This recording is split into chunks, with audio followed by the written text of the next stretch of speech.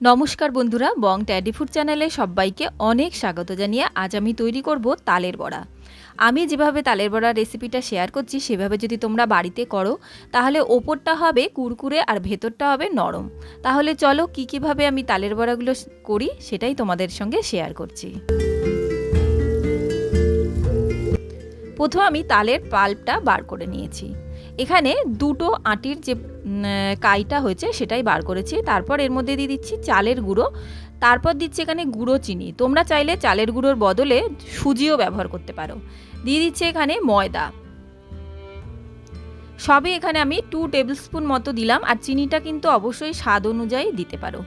ভালোভাবে মিশিয়ে নিলাম। এরপরে দেখো আরও একটু 1 টেবিল স্পুন দিয়ে দিলাম চালের গুঁড়ো, আর তারপরে আরেকটু দিয়ে দেবো ময়দা, যাতে এই ব্যাটারটা একটু ঘন হয়। একটু শক্ত না হলে কিন্তু তালের বড়াগুলো ভালোভাবে হবে না।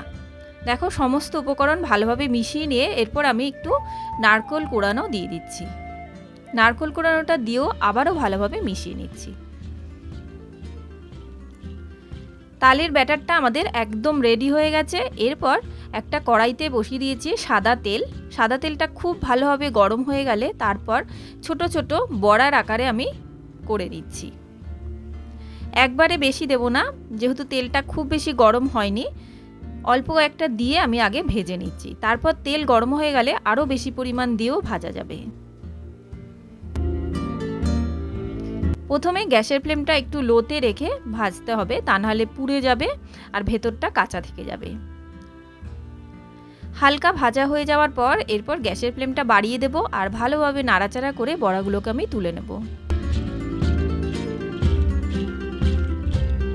বড়াগুলো দেওয়ার পর কিন্তু একটু ফুলেও উঠেছে। এইভাবে বড়া করলে কিন্তু খুব ভালো লাগে খেতে।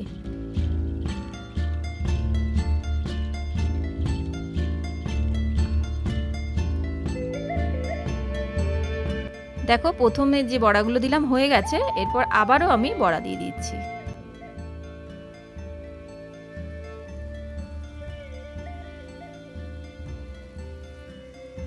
একইভাবে এগুলো আমি ভেজে নেব। দেখো সুন্দরভাবে ভাজা হয়ে গেছে। এবার এগুলো আমি তুলে নিচ্ছি, তারপর তোমাদের কাছে পরিবেশন করে দেখাচ্ছি তালের বড়া। খুব সহজেই কিন্তু তালের বড়া এইভাবে তোমরা বানিয়ে নিতে পারো। তাহলে আজকের মতো এই পর্যন্তই, আবার চলে আসবো অন্য কোনো রেসিপি।